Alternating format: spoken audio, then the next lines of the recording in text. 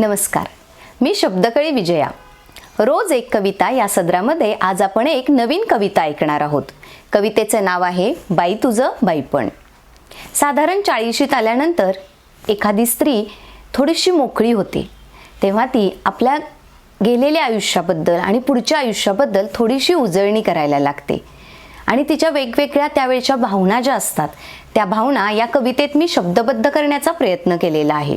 तर ऐकूया कविता बाई तुझं बाईपण.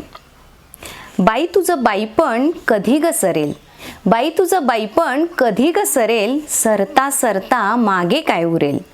माहेरच्या अंगणात हरवलेले बालपण, माहेरच्या अंगणात हरवलेले बालपण, संसार मुलाबाळात निसटलेले तरुणपण.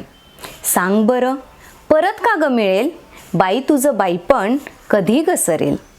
विस्कटलेलं तणमन तुझं दुटप्पी, विस्कटलेलं तणमन तुझं दुटप्पी, नात्यांच्या जाळ्यात अडकून राहती. आयुष्यभर सासर माहेर सांदत बसती, घालमेल मनाची जीव तीळ तीळ तुटती. सांग बरं कोणता धागा मन तुझं ग जोडेल, सांग बरं कोणता धागा मन तुझं ग जोडेल, बाई तुझं बाईपण कधी ग सरेल.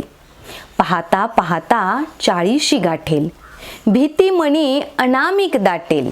पाहता पाहता 40शी गाठेल, भीती मनी अनामिक दाटेल.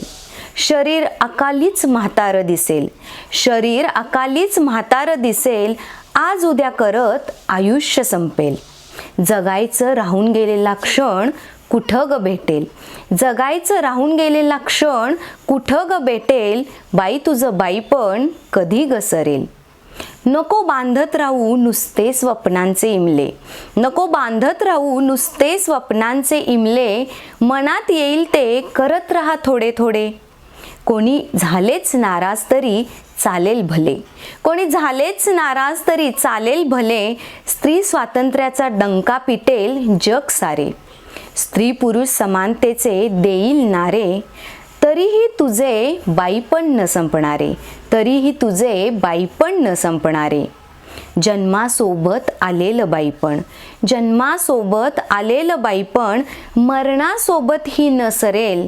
तुझ्यानंतरही तुझं बाईपण जगात यावरेल, तुझ्यानंतरही तुझं बाईपण जगात यावरेल. रुजलेलं बाईपण नव्या रूपात सजेल, रुजलेलं बाईपण नव्या रूपात सजेल.